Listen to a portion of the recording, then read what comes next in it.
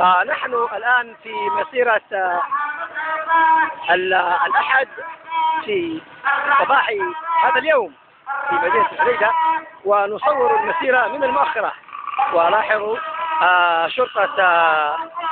سيارات الشرطة وقوات الأمن هي الآن التي تحفظ وتحمي المسيرة بإذن الله تبارك وتعالى. سنواصل التصوير هذه المرة من المقدمة. نشكركم. الشعب اليمني كان يا صاحب المحرقة ومصيرة المجنقة يا صاحب المحرقة. طبعا نحن الآن في بداية المسيرة، دعونا نواصل التصوير والتصوير حتى فترة زمنية قصيرة نتواصل. هم إذا أفراد الأمن الشرطة والنجدة الأحرار والذين ينظمون ويحمون المسيرة، فكل الشكر والتحية والتقدير لهم، ونتواصل معا فيما بعد. يا حبيب يا جان يا حبيب يا جان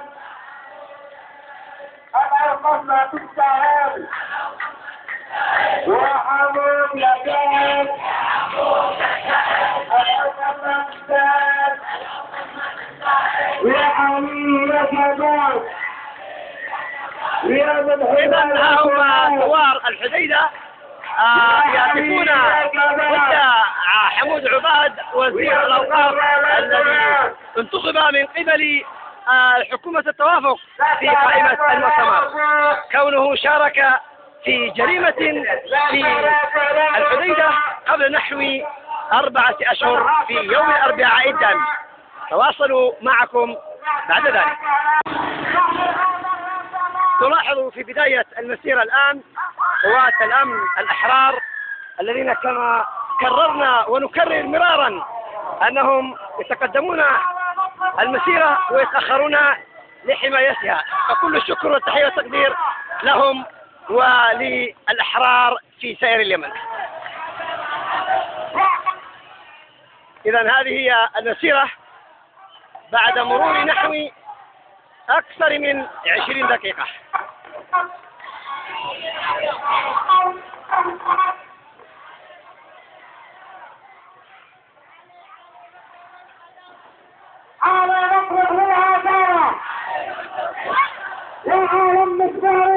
يا عالم اسمع رسالة، علي مطلوب للعدالة.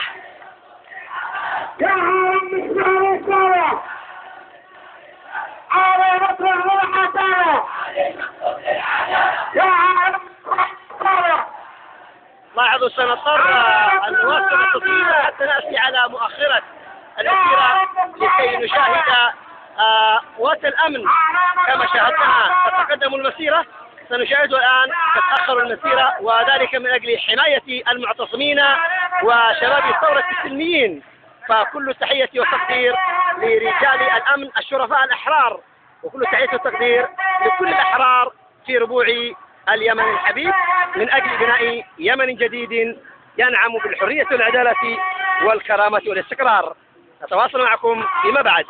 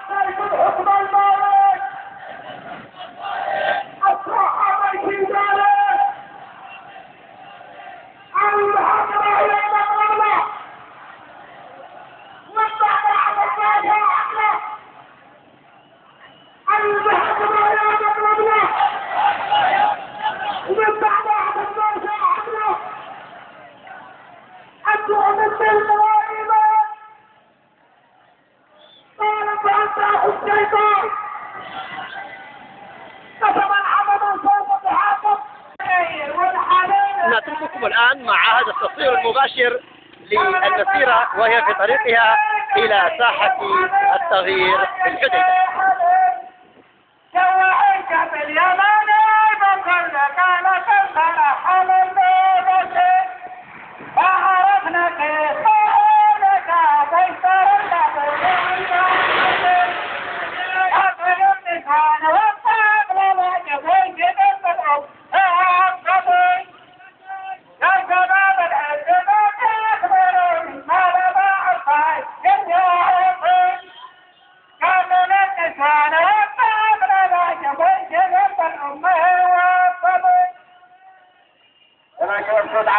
ثورة باستمرار باستمرار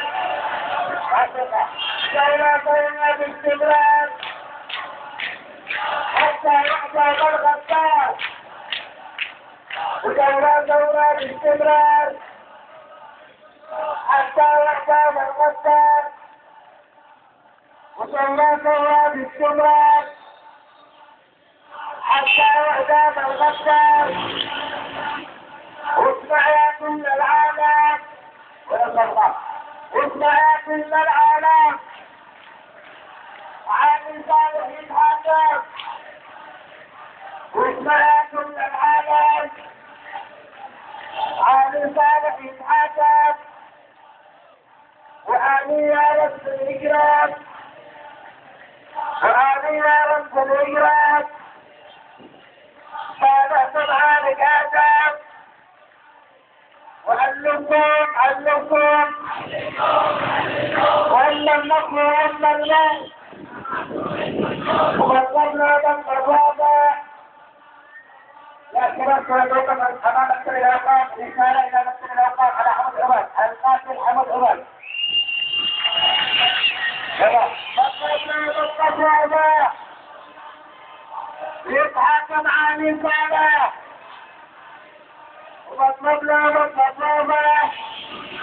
إذا نحن سنواصل مع هذه المسيرة إلى أن تصل إلى مكتب الأوقاف في الحديدة. ستكون هناك وقفة احتجاجية لرفض الثوار لتولية حاكمة الأوقاف والإرشاد للمدعو حمود عباد، نظرا لأنه كما قلنا ساهم في جريمة الأربعاء الدامية والتي كانت في الحديدة قبل نحو 4 أشهر.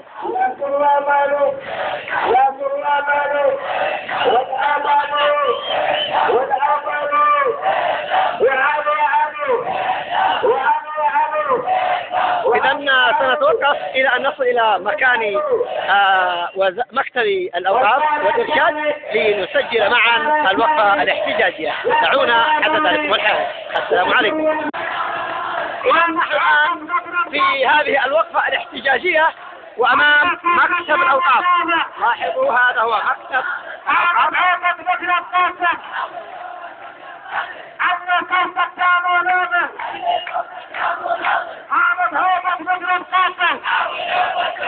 نترككم مع شعارات الوقفة الاحتجاجية لثوار الحديدة أمام مكتب الأوقاف.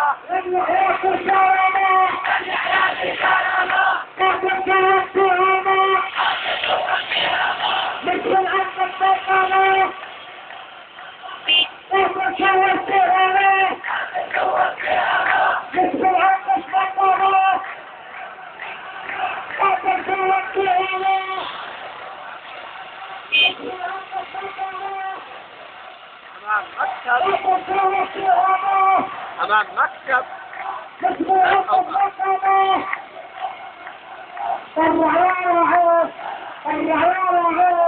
يا حامد عقاب يا حامد عقاب يا حامد عقاب يا حامد عقاب يا حامد عقاب يا حامد عقاب يا حامد عقاب يا حامد عقاب يا حامد عقاب يا حامد عقاب يا حامد عقاب يا حامد عقاب يا حامد يا قطاطوس يا حامد يا قطاطوس قناطوس قناطوس يا حامد يا قطاطوس قناطوس قناطوس يا حامد يا قطاطوس قناطوس قناطوس يا حامد يا قطاطوس قناطوس قناطوس يا حامد يا قطاطوس قناطوس قناطوس الله صوتك عالي عالي كم الشرب غالي غالي الله صوتك عالي عالي كم الشرب غالي غالي الله صوتك عالي عالي كم الشرب غالي غالي وقامت الصوت القوي وقامت عينك للطاغوت وقامت الصوت القوي وقامت عينك للطاغوت ويا فرعون اليهود انت تلقى بالمسلم ويا فرعون اليهود انت تلقى بالمسلم ولما تلاقيهم ولازم يتعاطى الهارون ولما تلاقيهم ولازم يتعاطى الهارون ولما تلاقيهم ولازم يتعاطى الهارون يا حمود يا جاد الأوقات ما تستاهل يا حمود يا جاد الأوقات ما تستاهل حمود عمرك يطلع برا كانوا غير شفنا انت حمود عمرك يطلع برا كانوا غير شفنا انت حمود عمرك يا باطل وحامد عمرك يا باطل سوف تحقق يا قاتل وحامد عمرك يا باطل سوف تحقق يا قاتل وقولوا منكم في القانون حامد عمرك في القانون وقولوا منكم في القانون وحامد عمرك في القانون يا حمود يا جلال الأوقات ما تستاهل يا حمود يا دجال الأوقات تمشي رجال يا حمود يا دجال الأوقات تمشي رجال تحية حارة تحية حارة للمطبخية الصور تحية حارة للمطبخية الصور إذا نتركه الآن مع البيان والذي سيقرأه الأستاذ شرف الكحلاني.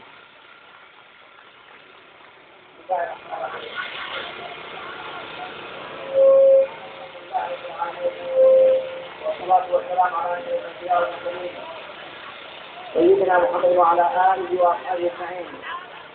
أيها الثوار الأحرار يا أبناء هذا الوطن وأنتم تفكرون في ساحات الثورة التضحيات أجل المستقبل والرغبة وحتى ترحل وتذهب إقامة الحكم العالمي عن اليمن وإلى البلد بإذن الله.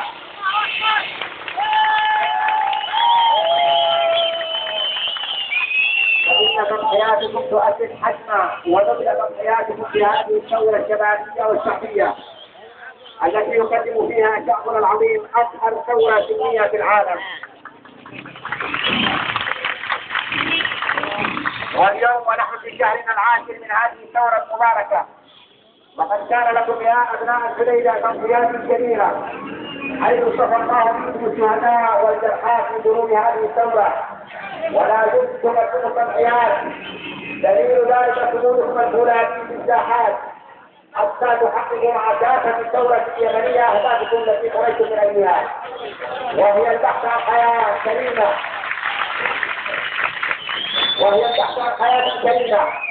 التي سلبها عن الشعب اليمني عصابة الحكم العائلي التي أهلكت الحرث والنسل وقتلت خيرا أثناء هذه المحافظة الأبية ونهبت خيراتها.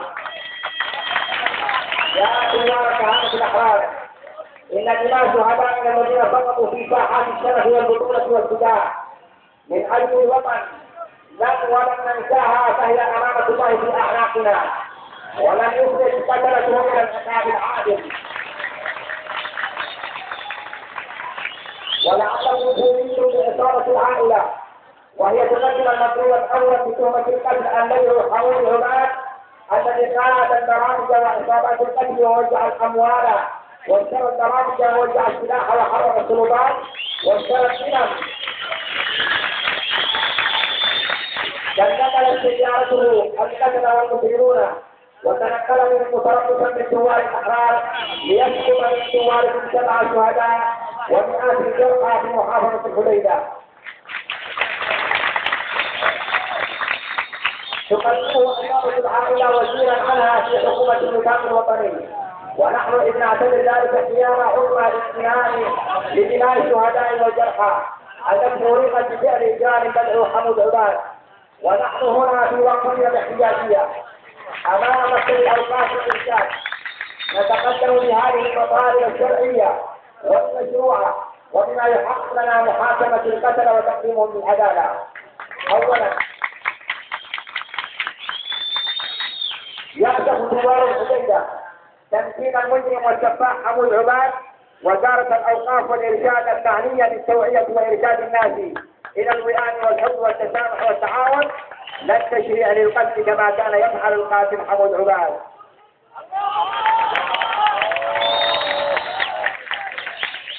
وهو يشرع لعصابة الحكم العائلي استباحة دماء اليمنيين، بل ويمارس ويقود العصابات والبرامجة والقتلة ضد الثوار السنيين بالحديدة الذين خرجوا ينشدون الحرية والعدالة والمواطنة المتساوية. ثانيا، مطالبة حكومة الوفاق الوطني ورئيسها إقالة المدعو حمود عباد من وزارة الأوقاف والإرشاد باعتباره أحد مجرمي الحرب في اليمن ومتهم بإزهاق عدد من أرواح الثوار القاهرة وإراقة دمائهم الكثيرة. ثالثا، تقديمه للمحاكمة العادلة حتى ينال جزاؤه الرادع كواحد ممن مارس عمليات القتل في شوارع الحديدة ضد الثوار السنيين. رابعا، نهيه بالمنظمات الحقوقية والمحاملة ووسائل الإعلام الوقوف إلى جوار أسر الشهداء والجرحى الذين سقطوا في مدينة الحديدة جراء بلطجة حمود عباد وقيادته لعصابة الصوت التابعة لعصابة علي صالح العائلية الإجرامية. ثالثا، ندعو كافة الأحرار والشرفاء من أبناء هذه المحافظة الاستمرار في ملاحقة هذا المجرم وكل المجرمين في كل ما يتعلق بعمليات القتل التي مارسها أو فيما يتعلق بنهب المال العام ونهب الأراضي في الحديدة، فهو واحد من سلاسل النظام في نهب الأراضي. أيها الثوار الأحرار، إننا لنؤكد لكم أن ثورتنا السلمية ماضية في ظروف التصعيد الثوري حتى يتحقق لها كافة الأهداف التي خرجت من أجلها وحتى يتم إلقاء القبض على عصابة الحكم العائلي الإجرامية وكل من شاركها في قتل اليمنيين على امتداد خارطة الوطن. ولن نغادر